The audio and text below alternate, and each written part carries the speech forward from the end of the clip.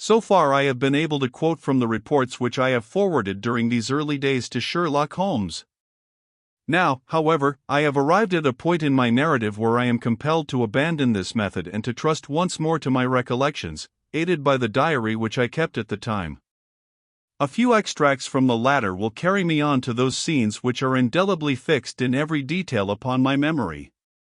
I proceed, then, from the morning which followed our abortive chase of the convict and our other strange experiences upon the moor.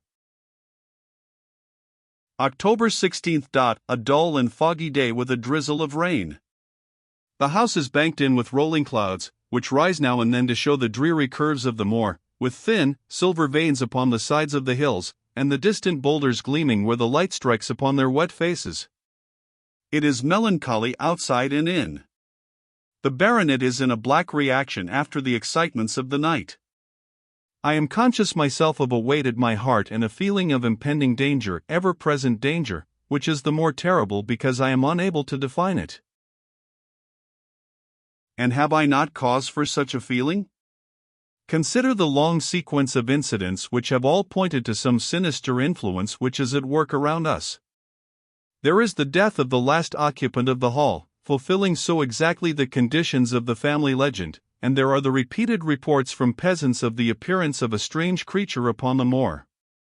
Twice I have with my own ears heard the sound which resembled the distant baying of a hound. It is incredible, impossible, that it should really be outside the ordinary laws of nature. A spectral hound which leaves material footmarks and fills the air with its howling is surely not to be thought of. Stapleton may fall in with such a superstition, and Mortimer also, but if I have one quality upon earth it is common sense, and nothing will persuade me to believe in such a thing. To do so would be to descend to the level of these poor peasants, who are not content with a mere fiend dog but must needs describe him with hellfire shooting from his mouth and eyes. Holmes would not listen to such fancies, and I am his agent. But facts are facts, and I have twice heard this crying upon the moor. Suppose that there were really some huge hound loose upon it, that would go far to explain everything. But where could such a hound lie concealed? Where did it get its food? Where did it come from? How was it that no one saw it by day? It must be confessed that the natural explanation offers almost as many difficulties as the other. And always, apart from the hound, there is the fact of the human agency in London, the man in the cab, and the letter which warned Sir Henry against the moor. This at least was real, but it might have been the work of a protecting friend as easily as of an enemy. Where is that friend or enemy now? Has he remained in London, or has he followed us down here? Could he be the stranger whom I saw upon the tor? It is true that I have had only the one glance at him, and yet there are some things to which I am ready to swear. He is no one whom I have seen down here, and I have now met all the neighbors. The figure was far taller than that of Stapleton, far thinner than that of Frankland. Barrymore it might possibly have been, but we had left him behind us, and I am certain that he could not have followed us. A stranger then is still dogging us, just as a stranger dogged us in London. We have never shaken him off. If I could lay my hands upon that man, then at last we might find ourselves at the end of all our difficulties. To this one purpose I must now devote all my energies. My first impulse was to tell Sir Henry all my plans. My second and wisest one is to play my own game and speak as little as possible to anyone. He is silent and distrait. His nerves have been strangely shaken by that sound upon the moor. I will say nothing to add to his anxieties, but I will take my own steps to attain my own end. We had a small scene this morning after breakfast. Barrymore asked leave to speak with Sir Henry, and they were closeted in his study some little time. Sitting in the billiard room I more than once heard the sound of voices raised, and I had a pretty good idea what the point was which was under discussion. After a time the baronet opened his door and called for me. Barrymore considers that he has a grievance, he said. He thinks that it was unfair on our part to hunt his brother-in-law down when he, of his own free will, had told us the secret. The butler was standing very pale but very collected before us. I may have spoken too warmly, sir, said he, and if I have, I am sure that I beg your pardon. At the same time, I was very much surprised when I heard you two gentlemen come back this morning and learned that you had been chasing Selden. The poor fellow has enough to fight against without my putting more upon his track. If you had told us of your own free will it would have been a different thing, said the baronet. You only told us, or rather your wife only told us, when it was forced from you and you could not help yourself. I didn't think you would have taken advantage of it, Sir Henry, indeed I didn't. The man is a public danger. There are lonely houses scattered over the moor, and he is a fellow who would stick at nothing. You only want to get a glimpse of his face to see that. Look at Mr. Stapleton's house, for example, with no one but himself to defend it. There's no safety for anyone until he is under lock and key. He'll break into no house, sir. I give you my solemn word upon that. But he will never trouble anyone in this country again. I assure you, Sir Henry, that in a very few days the necessary arrangements will have been made and he will be on his way to South America. For God's sake, sir, I beg of you not to let the police know that he is still on the moor. They have given up the chase there, and he can lie quiet until the ship is ready for him. You can't tell on him without getting my wife and me into trouble. I beg you, sir, to say nothing to the police. What do you say, Watson? I shrugged my shoulders. If he were safely out of the country it would relieve the taxpayer of a burden. But how about the chance of his holding someone up before he goes? He would not do anything so mad, sir. We have provided him with all that he can want. To commit a crime would be to show where he was hiding. That is true, said Sir Henry. Well, Barrymore. God bless you, sir, and thank you from my heart. It would have killed my poor wife had he been taken again. I guess we are aiding and abetting a felony, Watson? But, after what we have heard I don't feel as if I could give the man up, so there is an end of it. All right, Barrymore, you can go. With a few broken words of gratitude the man turned, but he hesitated and then came back. You've been so kind to us, sir, that I should like to do the best I can for you in return. I know something, Sir Henry, and perhaps I should have said it before, but it was long after the inquest that I found it out. I've never breathed a word about it yet to mortal man. It's about poor Sir Charles's death. The baronet and I were both upon our feet. Do you know how he died? No, sir, I don't know that. What then? I know why he was at the gate at that hour. It was to meet a woman. To meet a woman. He? Yes, sir. And the woman's name? I can't give you the name, sir, but I can give you the initials. Her initials were L. How do you know this, Barrymore? Well, Sir Henry, your uncle had a letter that morning. He had usually a great many letters, for he was a public man and well known for his kind heart, so that everyone who was in trouble was glad to turn to him. But that morning, as it chanced, there was only this one letter, so I took the more notice of it. It was from Coombe Tracy, and it was addressed in a woman's hand. Well, sir, I thought no more of the matter, and never would have done had it not been for my wife. Only a few weeks ago she was cleaning out Sir Charles's study. It had never been touched since his death, and she found the ashes of a burned letter in the back of the grate. The greater part of it was charred to pieces, but one little slip, the end of a page, hung together, and the writing could still be read, though it was grey on a black ground. It seemed to us to be a postscript at the end of the letter, and it said, Please, as you are a gentleman, burn this letter, and be at the gate by 10 o'clock. Beneath it were signed the initials L.G.L. Have you got that slip? No, sir, it crumbled all to bits after we moved it. Had Sir Charles received any other letters in the same writing? Well, sir, I took no particular notice of his letters. I should not have noticed this one, only it happened to come alone. And you have no idea who L.G.L. is? No, sir. No more than you have. But I expect if we could lay our hands upon that lady we should know more about Sir Charles's death. I cannot understand, Barrymore, how you came to conceal this important information. Well, sir, it was immediately after that our own trouble came to us. And then again, sir, we were both of us very fond of Sir Charles, as we well might be considering all that he has done for us. To rake this up couldn't help our poor master, and it's well to go carefully when there's a lady in the case. Even the best of us.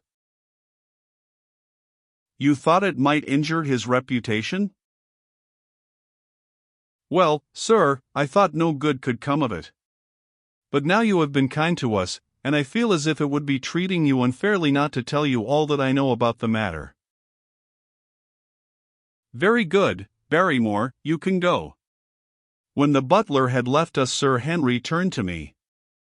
Well, Watson, what do you think of this new light? It seems to leave the darkness rather blacker than before. So I think. But if we can only trace L.G.L., it should clear up the whole business. We have gained that much. We know that there is someone who has the facts if we can only find her. What do you think we should do? Let Holmes know all about it at once. It will give him the clue for which he has been seeking. I am much mistaken if it does not bring him down. I went at once to my room and drew up my report of the morning's conversation for Holmes. It was evident to me that he had been very busy of late, for the notes which I had from Baker Street were few and short, with no comments upon the information which I had supplied and hardly any reference to my mission. No doubt his blackmailing case is absorbing all his faculties. And yet this new factor must surely arrest his attention and renew his interest. I wish that he were here. October 17th. All day today the rain poured down, rustling on the ivy and dripping from the eaves. I thought of the convict out upon the bleak, cold, shelterless moor. Poor devil! Whatever his crimes, he has suffered something to atone for them. And then I thought of that other one, the face in the cab, the figure against the moon. Was he also out in that deluged, the unseen watcher, the man of darkness? In the evening I put on my waterproof and I walked far upon the sodden moor, full of dark imaginings, the rain beating upon my face and the wind whistling about my ears.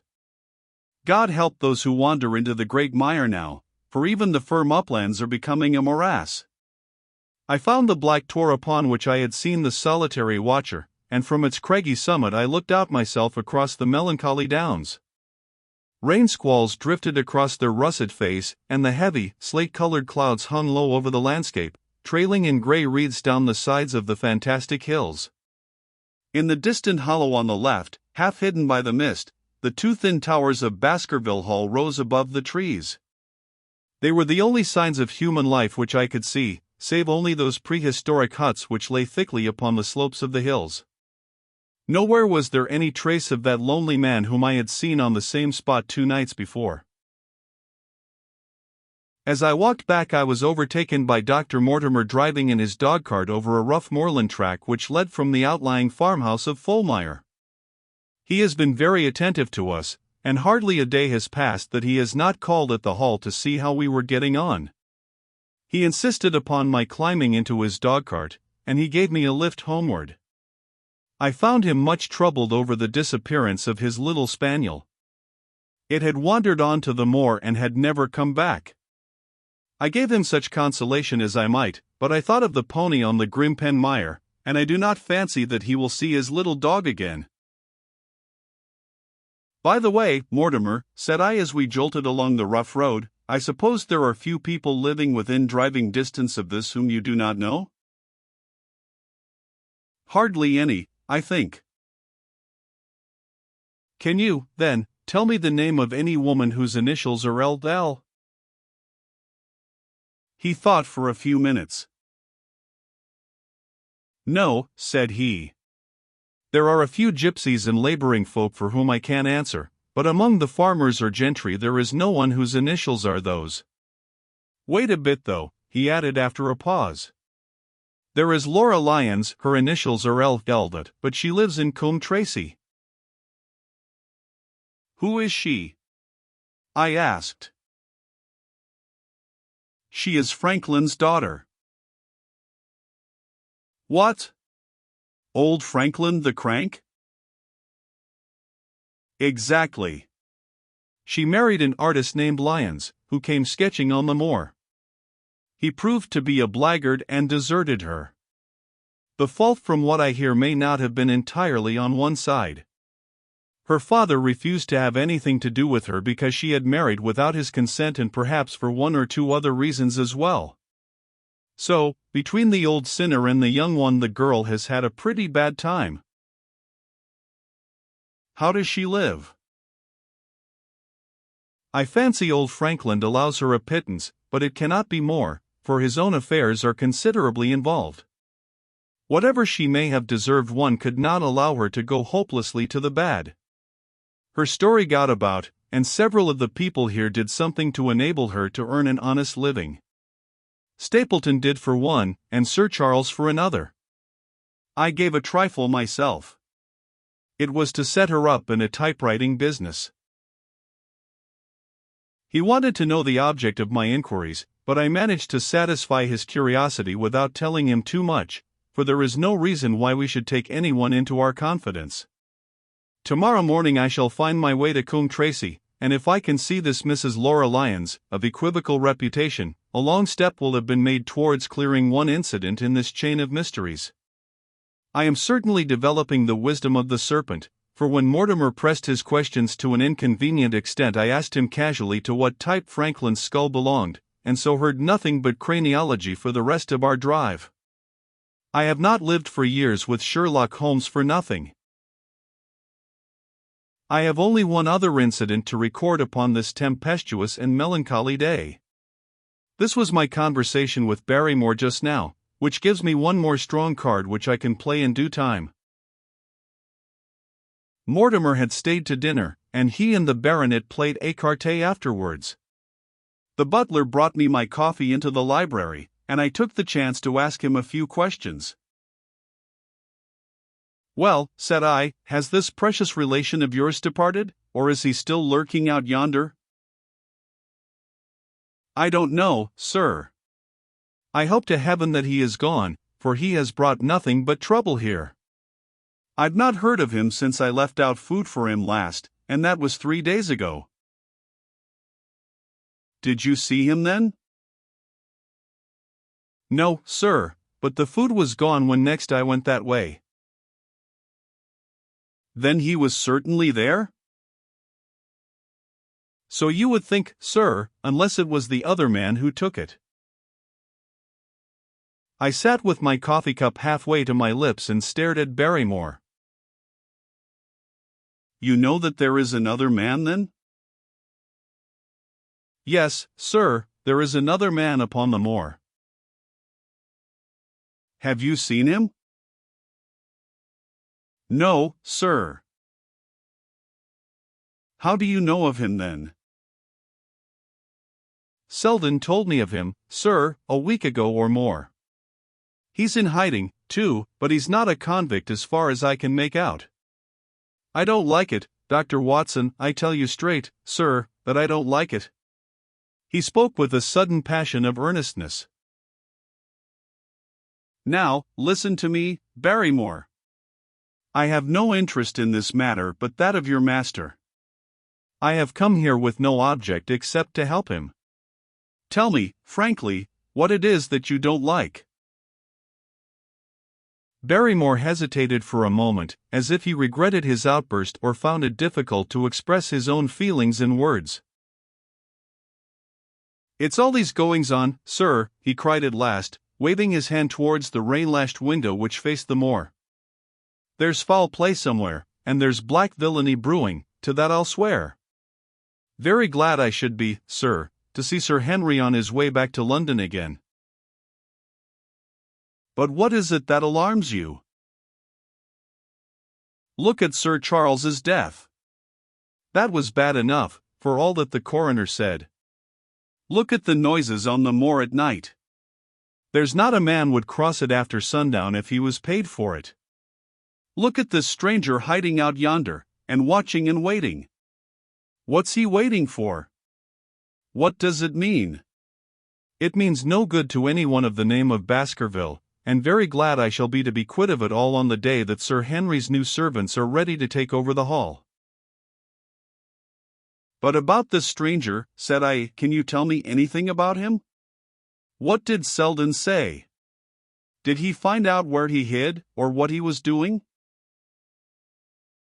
"He saw him once or twice, but he is a deep one and gives nothing away. At first he thought that he was the police, but soon he found that he had some lay of his own. A kind of gentleman he was, as far as he could see, but what he was doing he could not make out." "And where did he say that he lived?" "Among the old houses on the hillside, the stone huts where the old folk used to live." "But how about his food?" "Selden found out that he has got a lad who works for him and brings all he needs. I dare say he goes to Coombe Tracey for what he wants." "Very good, Barrymore. We may talk further of this some other time." When the butler had gone, I walked over to the black window, and I looked through a blurred pane at the driving clouds and at the tossing outline of the windswept trees. It is a wild night indoors, and what must it be in a stone hut upon the moor? What passion of hatred can it be which leads a man to lurk in such a place at such a time? And what deep and earnest purpose can he have which calls for such a trial? There, in that hut upon the moor, seems to lie the very center of that problem which has vexed me so sorely. I swear that another day shall not have passed before I have done all that man can do to reach the heart of the mystery.